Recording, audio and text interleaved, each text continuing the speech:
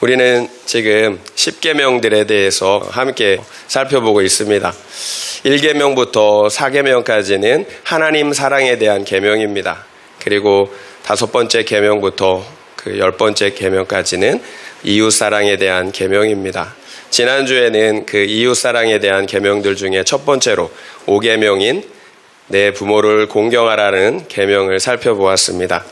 부모 공경이 중요한 이유가 있었어요. 부모 공경이 바로 이웃 사랑의 시작이기 때문이에요. 부모 공경을 통해서 이웃 사랑을 배우기 때문이에요.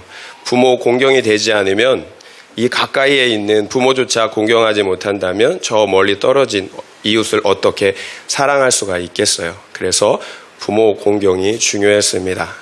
그리고 오늘은 부모 공경 외에 나머지 이웃 사랑에 대한 계명들을 함께 살펴보고자 합니다.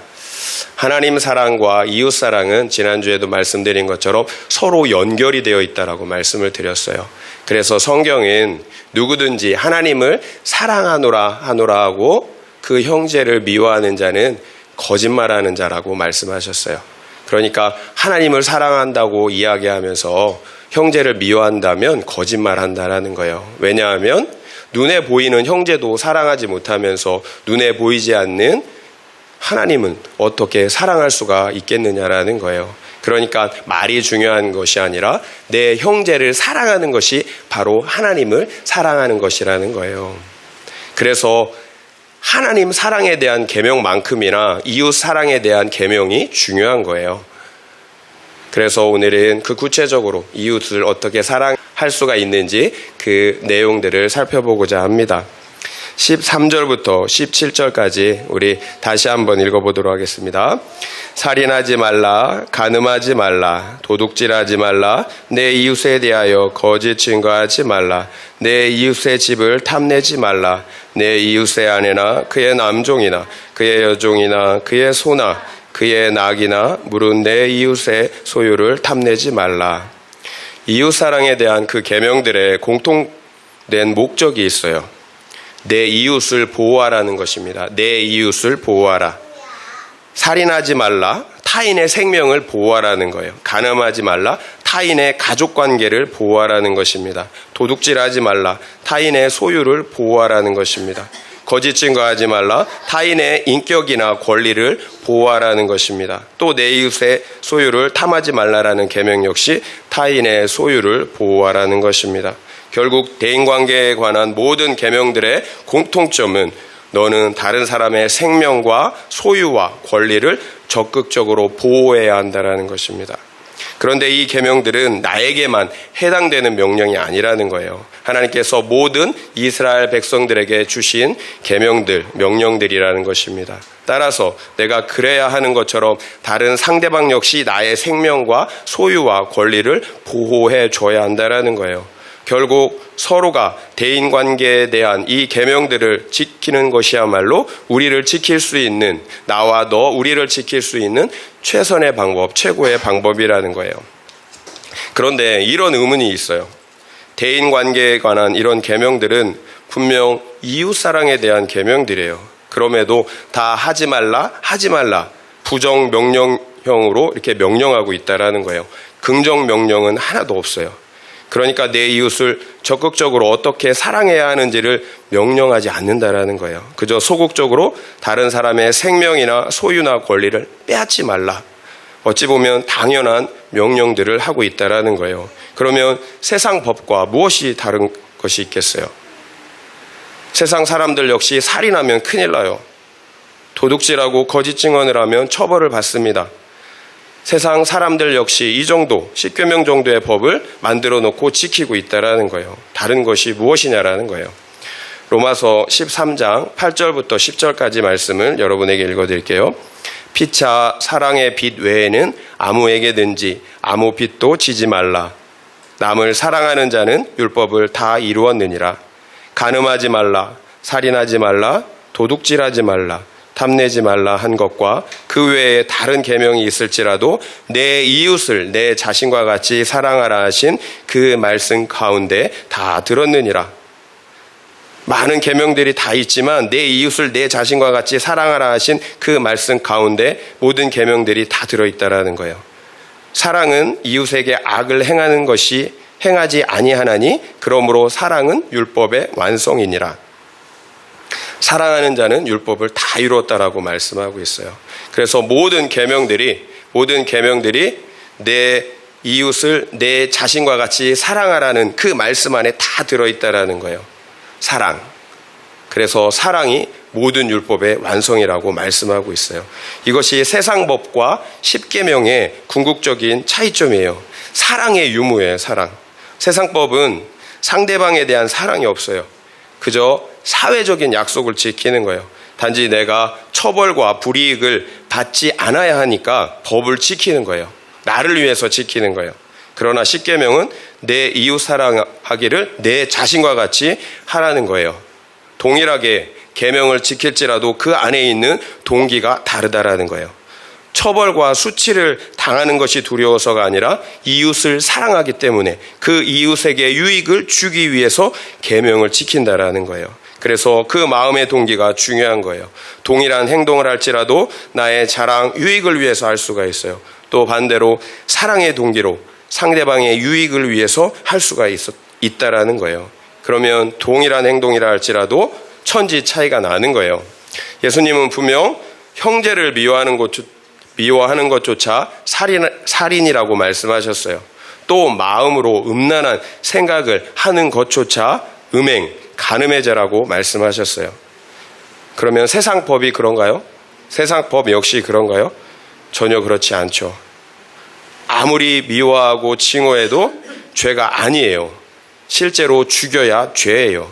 결국 세상 법과 십계명은 그 본질이 다른 거예요.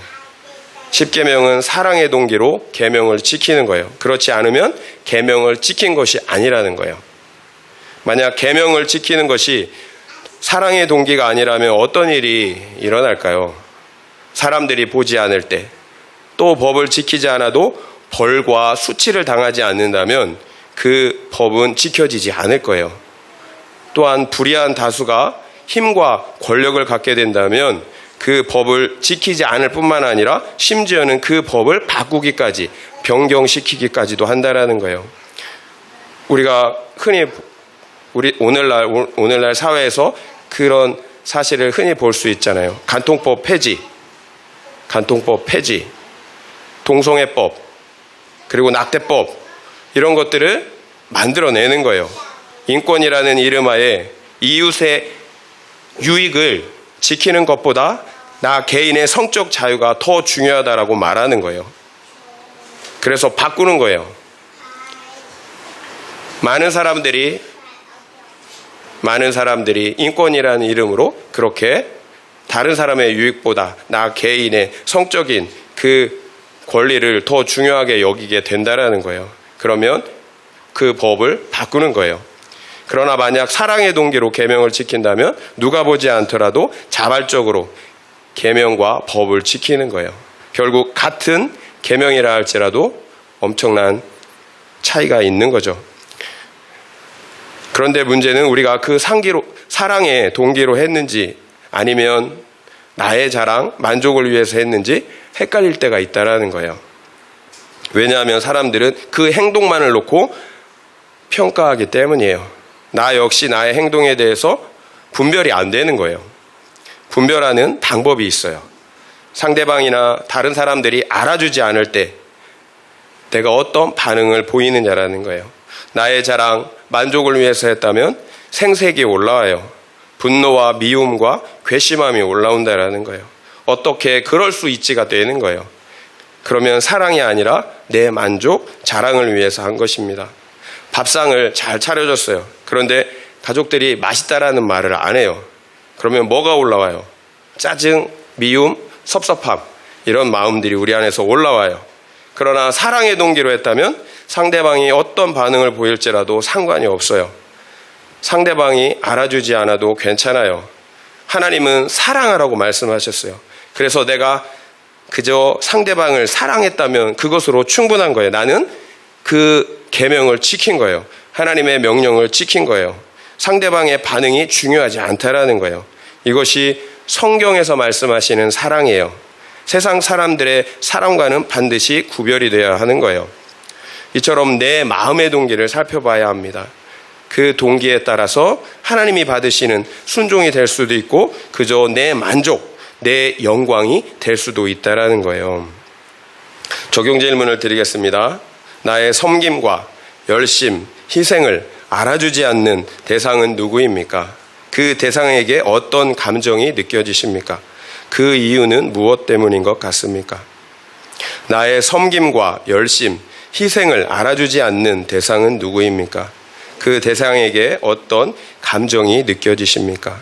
그 이유는 무엇 때문인 것 같습니까? 한번 생각해 보시기 바랍니다. 이제 이웃사랑에 대한 계명들을 하나씩 살펴보도록 하겠습니다. 6째 계명은 살인하지 말라라는 것입니다. 살인하지 말라. 다른 사람의 생명을 취하지 말라라는 거예요. 그렇다면 왜 살인하지 말아야 합니까? 그 이유를 아는 것이 중요해요. 왜 살인하지 않아야 하는가? 창세기 9장 6절 말씀을 읽어드릴게요. 다른 사람의 피를 흘리면 그 사람의 피도 흘릴 것이니 이는 하나님이 자기 형상대로 사람을 지으셨음이니라. 하나님이 자기의 형상대로 사람을 지으셨음이니라. 이것이 살인을 해서는 안 되는 가장 큰 이유입니다. 모든 인간은 하나님의 형상대로 지음을 받았기 때문이에요. 비록 인간이 타락했지만 모든 인간은 하나님의 형상을 가지고 있어요. 그래서 존귀한 거예요. 결국 다른 생명을 죽이는 행위는 하나님의 형상을 파괴하고 죽이는 행위예요. 그러면 그 사람에 대한 판단은 누가 하십니까? 하나님이 하시는 거예요. 하나님이. 우리는 판사가 아니에요. 우리는 법을 만드는 사람이 아니에요. 재판관이 아니에요. 재판관은 하나님밖에 없어요. 그러니까 우리가 판단하고 미워하는 것은 내가 하나님의 자리에 앉는 거예요. 그래서 성경은 살인한 자는 반드시 죽이라고 명령하는 거예요. 또 그래서 성경은 내 이웃을 내 몸처럼 사랑하라고 말씀하시는 것입니다. 내 이웃 안에 하나님의 형상이 있기 때문이에요. 앞서 말씀드린 것처럼 하나님의 사랑이 이웃 사랑이고 또 이웃 사랑이 하나님의 사랑인 이유예요. 모든 인간이 하나님의 형상을 가지고 있기 때문입니다. 그래서 내 이웃을 내 몸처럼 사랑하라고 하는 것입니다. 우리 모두가 하나님의 형상을 가진 형제, 자매이기 때문입니다. 결국 우리가 모든 계명을 지켜야 하는 이유가 여기에 있는 거예요. 이웃을 미워하고 해야 하는 것이 하나님의 형상을 미워하고 해야 하는 것이기 때문이에요. 또 반대로 이웃을 사랑하고 위하는 것이 하나님의 형상을 사랑하고 위하는 것이기 때문입니다. 그렇다면 왜 살인을 하거나 우리가 상대방을 미워하게 될까요? 우리가 왜 상대방을 미워하고 살인하게 될까요? 내 행복에 방해가 되기 때문이에요. 내 목적을 이루는데 방해가 되기 때문이에요. 그래서 분노하고 미워하고 또 정죄하는 거예요. 여러분 안에 분노와 미움이 올라올 때 한번 잘 생각해 보세요. 내가 지금 하고자 하는 것이 사랑하는 것보다 더 중요한 것인가? 여러분 생각해 보세요. 그렇지 않으면 분노하면 안 돼요. 여러분을 가로막는 그 대상에 대해서 분노하면 안 돼요. 지금 여러분이 하시는 것이 사랑하라는 계명을 지키는 것보다 더 중요하지 않다면 미워하고 분노하면 안 된다라는 거예요. 분명 낙태는 살인입니다. 왜 낙태를 하게 됩니까? 어떤 이유에서든지 내 행복에 방해가 되기 때문이에요. 그래서 낙태를 하는 거예요. 생명을 죽이는 것보다 내 행복과 내 자유가 더 중요하기 때문입니다. 자살도 살인입니다. 내가 원하는 대로 사라지지 않으니까 그래서 내 마음대로 하나님의 형상을 죽이는 것입니다. 7번째 계명은 간음하지 말라는 것입니다. 간음하지 말아야 하는 이유는 무엇일까요? 간음의 본질적인 문제는 내 욕구를 만족하기 위해서 상대방이나 상대방의 가정을 파괴하는 것이에요. 가정을 파괴하면 상대 배우자를 포함하여서 자녀들까지 대체 몇 사람을 죽이게 됩니까? 그래서 남편이 있는 여자와 간음하는 자는 둘 다 죽이라고 명령을 하고 있는 것입니다. 나 개인의 음란죄보다 더 큰 죄는 가정을 파괴하는 죄입니다. 성경은 오직 남녀의 그 결혼 안에서만 그 성적인 관계를 허용하고 있어요. 간통죄가 말씀드린 것처럼 폐지되었어요. 결국 나 개인의 성적 자유가 타인의 가정보다 더 중요하다라는 거예요. 이처럼 하나님을 떠난 세상의 자유는 향락과 방종이에요. 8번째 계명은 도둑질 하지 말라라는 것입니다. 왜 도둑질을 하게 될까요? 탐심 때문이에요. 그래서 도둑질하지 말라라는 계명은 10번째 계명, 다른 사람의 소유를 탐하지 말라라는 계명과 같다라고 볼 수가 있습니다. 그래서 도둑질하지 말라라는 계명을 10번째 계명에서 함께 다루려고 합니다. 9번째 계명은 내 이웃에 대하여 거짓 증거하지 말라라는 것입니다. 왜 거짓 증거, 거짓말을 하게 될까요? 그것이 심리적인 것이든지 물질적인 것이든지 나에게 유익이 되기 때문이에요. 그러면 문제는 상대방에게 해를 끼치게 된다는 거예요. 그것이 상대방의 인격이든지 소유이든지 반드시 손해를 끼치게 됩니다. 우리가 흔히 하는 거짓말에는 무엇이 있을까요? 이쁘다, 멋있다, 맛있다, 기도하고 있다. 목회자들이 가장 많이 하는, 저는 그래서 기도하고 있다는 말을 잘 안 합니다. 기도하겠다. 네, 여러분 한번 잘 생각해 보시기 바랍니다.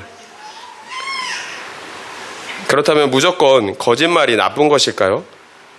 반드시 그렇지는 않아요. 앞서 바로왕이 이스라엘 자손이 강성해지자 산파들에게 아들이 태어나면 죽이라고 명령하였습니다. 그러나 산파들은 이스라엘 여인들이 낳은 그 아들들을 죽이지 않았어요. 그리고 산파들은 자신이 도착하기 전에 아이들이 태어났다라고 이렇게 바로에게 거짓말을 했다라는 거예요. 그러면 거짓말을 했던 산파들이 벌을 받았을까요? 아니에요. 오히려 하나님께 복을 받았어요. 무엇을 알 수 있습니까? 생명을 살리기 위해서는 거짓말을 할 수도 있다라는 거예요. 오히려 생명이 죽는다라는 것을 뻔히 알고도 거짓말을 하지 않는 것이 더 악한 죄예요. 왜냐하면 생명을 죽이는 죄가 거짓말을 하는 죄보다 더 크기 때문이에요. 그렇다고 마구잡이로 선의의 거짓말을 해도 된다는 말이 아닙니다. 사탄은 거짓의 아비예요. 거짓의 아비. 결국 사탄의 자녀들이 거짓말을 하는 거예요. 특별히 거짓말을 하는데도 죄책감이 없다면 정말 심각한 거예요. 거짓말을 하는데도 죄책감이 없다면 정말 심각한 거예요. 어떤 사람들은 거짓말에 연단이 되어 있어요. 거짓말을 해도 전혀 죄책감을 느끼지 않는 사람들이 있어요. 거짓말은 본래 다 나쁩니다. 그러나 특별히 더 나쁜 거짓말은 이웃을 음해하거나 나의 유익을 위해서 하는 거짓말들이에요. 제 10번째 계명입니다. 10번째 계명은 내 이웃의 집, 소유를 탐내지 말라라는 것입니다. 이웃의 아내나 남종이나 여종, 그리고 그의 소나 낙이나 무엇이든지 내 이웃의 소유를 탐내지 말라고 하십니다. 앞서서 8번째 계명, 도둑질하지 말라라는 계명과 그 내면의 동기가 같아요. 말씀드린 것처럼 탐심입니다. 성경은 탐심을 우상숭배라고 말씀하고 있어요. 사실 자본주의 사회에서 탐심은 이 세상을 움직이는 힘의 원천이에요. 물론 인정하고 싶지 않겠지만 탐심으로 이 세상이 돌아가는 거예요. 결국 10번째 계명은 이렇게 탐심으로 돌아가는 세상에서 너만큼은 탐심의 노예가 되지 말라라는 것입니다. 이 세상과 구별되라는 거예요. 사실 오늘날 눈에 띄는 도둑놈들보다 눈에 띄지 않는 도둑놈들이 더 많아요. 요즘 CCTV가 있어갖고 눈에 띄게 훔치지도 못해요. 그런 의미에서 사실 우리는 조금씩은 어떤 의미에서 다 도둑놈들이에요. 세금 신고를 적게 해서 세금을 내지 않는 것이 도둑질이에요. 또 받지 말아야 할 지원금을 받는 것도 도둑질이에요. 다단계로 사기치는 것도 도둑질이에요. 코인으로 다른 사람들을 속이는 것도 도둑질이에요. 작전으로 주식을 해서 돈을 버는 것도 도둑질이에요. 정치인들이 속여서 표를 넣고 높은 자리에 올라가는 것도 도둑질이에요. 이 모든 것이 탐심에서 나온 도둑질이에요. 눈에 띄는 도둑놈과 살인자는 몇 명에게만 손해를 끼쳐요. 그러나 머리 좋은 도둑놈과 살인자들은 눈에 보이지 않는 법을 교묘하게 이용해서 손을 대지 않고도 더 많은 사람들을 죽인다라는 거예요. 그래서 자기 탐심을 채우는 거예요. 이런 탐심의 문제가 무엇이겠습니까? 모든 것을 정당화시킨다라는 거예요. 그래서 스스로를 속이는 거예요. 탐심에 눈이 멀면 정당화시켜요. 정욕에 눈이 멀면 정당화시켜요. 다른 사람은 안 되는데 나는 돼요. 내가 스스로 가장 속는 큰 이유는, 내가 스스로 속는 가장 큰 이유는 내 안에 있는 탐심과 정욕 때문이에요. 그러면 상대방에게는 그렇게 엄격한 잣대를 들이대면서도 나에게는 그럴 수 있지가 되는 거예요. 어쩔 수 없다라는 거예요. 지금 내 상황이. 이것이 죄인이 하나님의 자리에 앉아서 선악을 결정할 때 나타나는 가장 치명적인 문제예요. 내로남불. 그래서 갈등과 살인과 전쟁이 있는 것입니다. 아이러니하지만 우리의 탐심의 이유는 이웃이 있기 때문이에요. 이웃이. 그래서 비교하기 때문이에요. 혼자 살면 탐심이 없어요. 여러분, 내가 200만 원을 벌어요. 그런데 다른 이웃은 100만 원을 벌어요. 그러면 만족해요. 그런데 갑자기 100만 원을 벌던 저 이웃이 400만 원을 벌어요. 그러면 만족을 못해요. 이게 탐심은 비교해서 오는 거예요. 다른 사람을 보지 마세요. 그러면 평생을 탐심과 비교의 노예로 살게 됩니다. 세계 인구의 절반이 식량이 없어서 굶주림을 경험한다고 합니다. 우리 중에 식량이 없어서 굶주림을 경험하는 사람이 있습니까? 그렇다면 우리는 얼마나 풍요로운 것입니까? 자족해야 하는 거예요. 정말 중요한 것은 내가 지금 죄사함, 곧 구원을 받았느냐라는 사실이에요. 영생을 소유했느냐, 이 사실이에요. 여러분, 이것 말고는 비교하지 마세요. 그리고 구원받았다면 자족해야 합니다. 어떤 상황에서도. 이 세상은 곧 끝이 나요. 왜 우리가 영원을 위해서는 아무것도 준비하지 않고 고민도 하지 않고 이 짧은 인생만 고민하고 또 준비하며 사는지 모르겠어요. 적용 질문을 드리겠습니다. 두 번째입니다. 내가 지금 없어서 힘들어하는 것은 무엇입니까? 그것이 내가 받은 구원보다 소중한 것입니까? 한번 생각해 보시기 바랍니다. 내가 지금 없어서 힘들어하는 것은 무엇입니까? 그것이 내가 받은 구원보다 소중한 것입니까? 한번 생각해 보시기 바랍니다. 결국 이웃사랑에 대한 모든 계명들은 나를 위한 것입니다. 내가 누군가를 미워할 때, 또 음욕과 탐심을 품을 때 행복할 수가 있겠습니까? 그 미움과 음욕과 탐심은 결코 채워지질 않아요. 그 죄된 마음과 욕망이 결국에는 나를 파괴하고 만다라는 거예요. 결국 이웃사랑에 대한 모든 계명들은 그 탐심과 음욕과 미움에서 우리를 자유케 하시려는 계명인 거예요. 우리를 위한 계명이라는 거예요. 불교에서도 이 땅에서의 고통을 욕심과 탐심 때문이라고 말하고 있어요. 따라서 이 땅의 고통에서 벗어날 수 있는 길은 그 욕심과 탐심을 벗어버리는 것이라고 말한다라는 거예요. 그래서 다양한 수행의 방법으로 그 탐심에서 벗어나고자 노력을 하는 것입니다. 그래서 불교가 무소유를 주장하는 것 아닙니까? 그리고 모든 욕심에서 그 벗어난 상태, 해탈의 상태를 구원의 상태라고 한다라는 거예요. 이제 윤회가 끊어지는 거예요. 고의 윤회가. 이처럼 불교는 스스로의 노력으로 구원에 이르려는 종교예요. 스스로의 노력으로 구원에 이르려는 종교가 불교예요. 그러나 여러분, 그게 됩니까?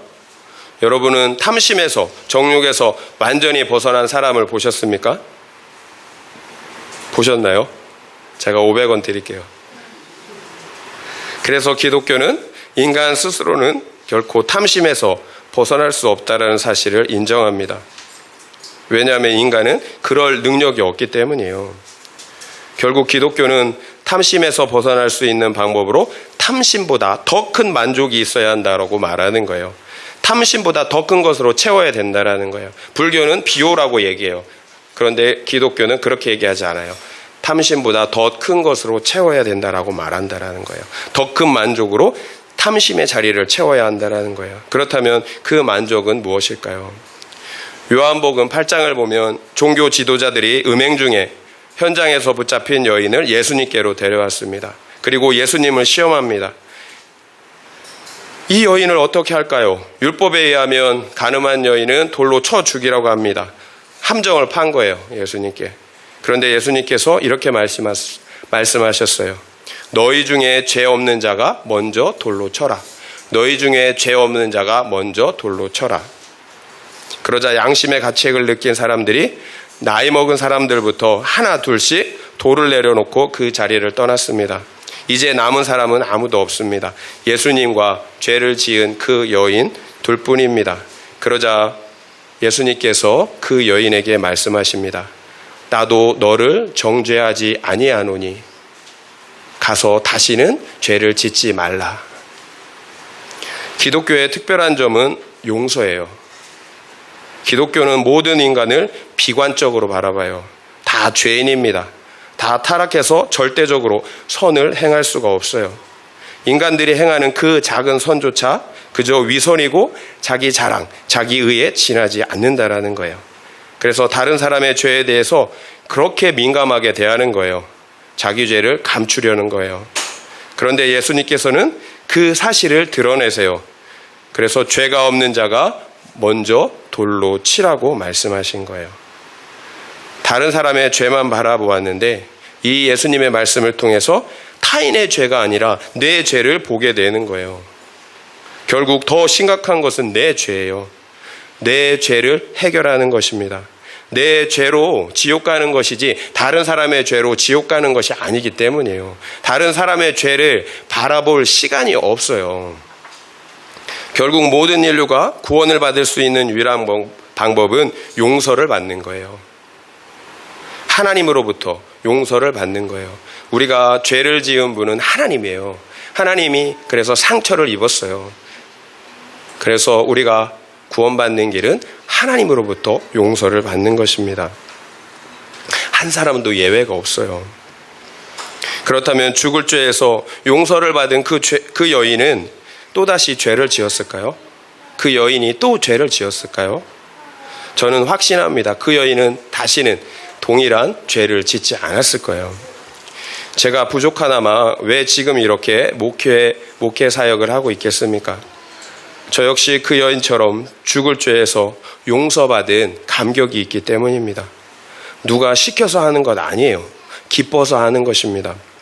나 같은 죄인을 용서하신 그 사랑과 은혜에 조금이나마 보답하고 싶은 마음이 있기 때문입니다. 그래요. 진정한 용서와 사랑은 죄를 이기는 능력이 있어요. 용서는 죄를 이기는 능력이 있어요. 죄를 이길 뿐만 아니라 더 적극적으로 사랑하는 능력이 있습니다. 용서는 죄를 이기고 더 적극적으로 사랑할 수 있는 능력이 있습니다. 결국 우리의 정욕과 탐심의 자리를 대체할 수 있는 것은 십자가의 용서와 하나님의 사랑입니다. 하나님의 사랑 밖에는 그 탐심의 자리를 대체할 수 있는 것이 없다라는 거예요. 이것이 우리가 탐심에서 정욕에서 벗어날 수 있는 유일한 방법입니다. 불교처럼 비우는 게 아니에요. 더 큰 만족인 하나님의 사랑으로 은혜로 채우는 것입니다. 사랑의 근원은 하나님밖에 없어요. 사랑은 하나님께 속한 거예요. 그래서 성경은 하나님은 사랑이시다라고 선포하고 있어요. 하나님은 사랑이세요. 성경은 주는 영이시니 주의 영이 계신 곳에는 자유함이 있느니라고 말씀하고 있어요. 주의 영이 있는 곳에는 자유함이 있느니라. 하나님께서 우리에게 사랑으로 임재하여 주실 때 자유가 임한다라는 거예요. 어떤 자유입니까? 죄로부터의 자유예요. 탐심으로부터의 자유예요. 주의 영이 임한 곳에 자유가 임해요. 그러니까 주님의 성령께서 우리를 탐심에서, 정욕에서, 미움에서 모든 죄로부터 자유케 해주신다라는 거예요. 결국 사랑받은 사람만 사랑할 수가 있어요. 용서받은 사람만 용서할 수가 있어요. 그래서 이웃사랑에 대한 계명은 나를 위한 계명, 나의 자유를 위한 계명, 나의 구원을 위한 계명이에요. 그렇다면 우리의 죄가 용서함을 받고 구원을 받았을 때 또 어떤 일이 일어날까요? 하나님의 형상을 회복하게 됩니다. 우리가 살인하는 이유, 또 간음하는 이유, 또 형제의 소유를 탐하는 이유, 거짓 증거를 하는 이유가 무엇일까요? 내 안에 있는 미움, 분노와 혈기, 그리고 음란과 탐심, 정욕과 같은 죄들 때문이에요. 그렇다면 그와 같은 죄들은 어디에서 나온 것일까요? 이것들이 하나님의 형상은 아니잖아요. 하나님의 형상이 파괴된 결과예요. 죄가 들어온 이후에 이 세상에 가시와 엉겅퀴가 생겨난 것처럼 우리 안에 미움과 혈기, 분노, 음란, 탐심, 정욕과 같은 죄의 본성들이 생겨났다라는 거예요. 그렇다면 우리가 이웃사랑의 계명들을 온전히 지킬 수 있는 방법은 그와 같은 죄의 본성들을 해결하는 것밖에 없는 거예요. 그러므로 잃어버린 하나님의 형상을 해결하는 것입니다. 결국 우리가 진정으로 이웃을 사랑할 수 있는 방법은 하나님의 형상을 회복하는 것입니다. 하나님의 형상을 회복하지 못한다면 결코 내 이웃을 내 몸처럼 사랑할 수가 없어요. 존재적인 변화가 있어야 한다는 거예요.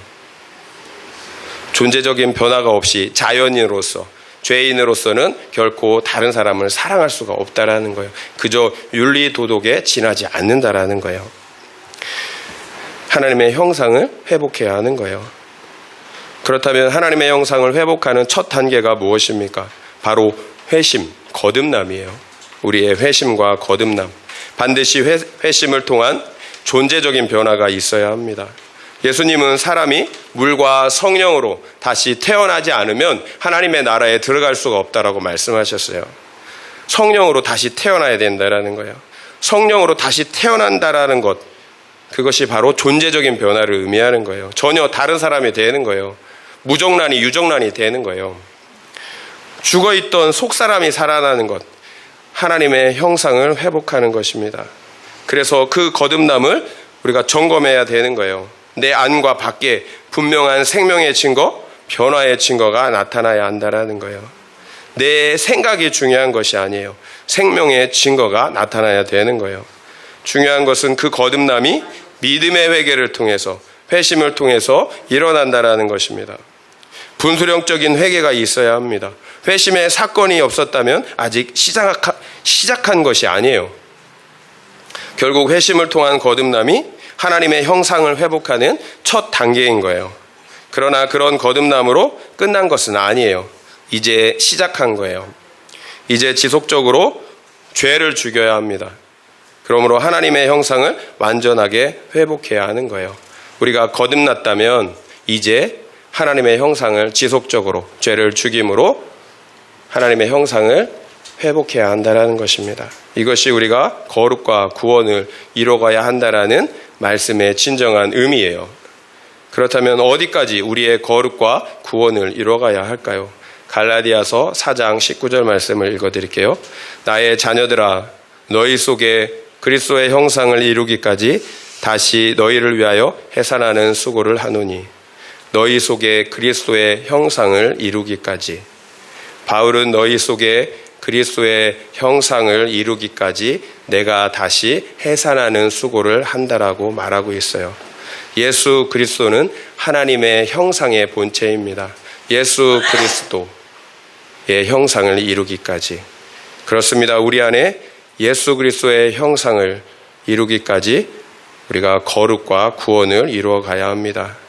그리고 우리 믿음의 공동체는 이것을 위해 서로가 해산하는 수고를 해야 하는 것입니다. 손과 발이 가는 수고를 해야 하는 것입니다. 영혼 구원을 위한 사랑보다 더 큰 사랑이 어디 있겠어요?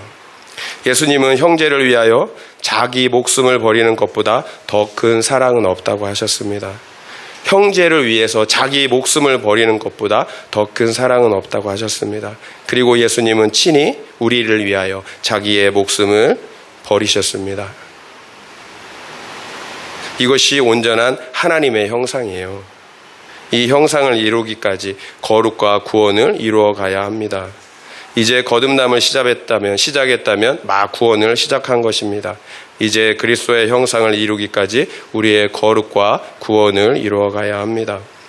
거룩과 구원의 증거들이 나타나지 않았다면 우리의 회심과 거듭남을 진지하게 고민해야 된다라는 거예요. 앞서 우리의 외식과 거듭남을 점검해야 한다고 말씀을 드렸어요. 거듭난 사람들의 증거는 지속적인 회개에 있습니다.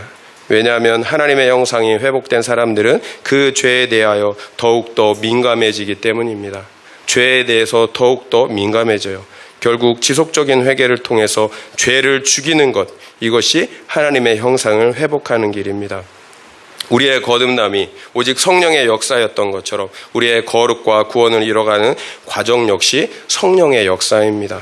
그래서 우리가 여전한 방식으로 날마다 말씀을 묵상하고 기도해야 하는 것입니다. 우리의 거룩과 구원은 오직 성령의 역사이기 때문이에요. 우리가 이룰 수 있는 것이 아니라는 거예요. 성령께서 우리의 거듭남을 책임져 주신 것처럼 우리의 거룩과 구원을 책임져 주신다라는 거예요. 그래서 여전한 방식으로 말씀을 묵상하고 기도해야 하는 것입니다. 적용 질문을 드릴게요. 내 성품으로 사랑하십니까? 아니면 하나님의 은혜로 사랑하십니까? 한번 생각해 보시기 바랍니다. 내 성품으로 사랑하십니까? 아니면 하나님의 은혜로 사랑하십니까? 한번 생각해 보시기 바랍니다. 말씀을 마무리하겠습니다. 지금까지 이웃 사랑에 대한 계명들을 함께 살펴보았습니다. 지난주에 살펴보았던 부모 공경으로부터 살인하지 말라, 간음하지 말라, 도둑질하지 말라, 거짓 증거하지 말라, 내 이웃의 소유를 탐하지 말라까지 총 6계명을 함께 살펴보았습니다. 그렇다면 이런 대인관계에 관한 계명들을 한마디로 요약한다면 어떻게 될까요? 내 이웃을 내 몸처럼 사랑하라는 것입니다. 우리는 아무 조건도 없이 서로 사랑할 수 있을 때 가장 행복합니다. 결국 서로 사랑하라는 이 계명은 우리를 위한 계명입니다. 우리의 진정한 행복과 자유, 구원을 위한 계명이에요. 그러면 여러분은 그렇게 사랑하실 수가 있겠어요? 여러분, 내 이웃을 내 몸처럼 사랑하실 수가 있겠습니까? 그저 막막하죠, 이 말씀을, 명령을 들으면. 그래서 너무 쉽게 포기한다라는 거예요. 너무 쉽게 포기하시면 안 돼요. 하나님께서 우리에게 주신 계명이에요. 분명히 이룰 수가 있어요. 그러면 어떻게 해야 합니까? 우리가 회개할 때 죄사함의 용서와 십자가의 사랑을 경험하게 됩니다. 그리고 동시에 존재적인 변화가 나타납니다. 곧 하나님의 형상을 회복하는 거듭남의 역사, 생명의 역사가 나타난다는 것입니다. 결국 내 이웃을 내 몸처럼 사랑하라는 계명은 하나님의 용서와 사랑을 경험한 사람만이 지킬 수가 있는 계명이라는 거예요. 그리고 하나님의 그 형상을 회복한 사람만이 지킬 수가 있는 계명이라는 거예요. 하나님의 사랑과 용서를 경험한 사람만이, 그리고 하나님의 형상을 회복한 사람만이 내 이웃을 내 몸처럼 사랑하라는 그 계명의 말씀을 지킬 수가 있다라는 거예요. 왜냐하면 용서받지 못한 사람, 사랑받지 못한 사람은 결코 타인을 용서할 수도 없고 사랑할 수도 없기 때문이에요. 그리고 죄된 본성을 가지고서는 상대방을 사랑할 수가 없기 때문이에요. 그렇다면 이웃사랑의 계명은 날마다 너희의 거룩을 이뤄가라는 구원의 명령과도 같다라는 거예요. 날마다 죄를 죽이고 하나님의 형상을 회복할 때만 이웃사랑의 계명을 온전히 지킬 수가 있기 때문이에요. 또 날마다 하나님으로부터 흘러들어오는 죄사함의 기쁨과 사랑을 경험한 사람만이 이웃사랑의 계명을 지킬 수가 있기 때문입니다. 말씀드린 것처럼 결국 여전한 방식으로 말씀을 묵상하고 기도하는 것만이 이웃사랑에 대한 계명을 가장 잘 실천할 수 있는 방법이라는 거예요. 이런 은혜가 우리 모두에게 있기를 예수의 이름으로 축원드립니다.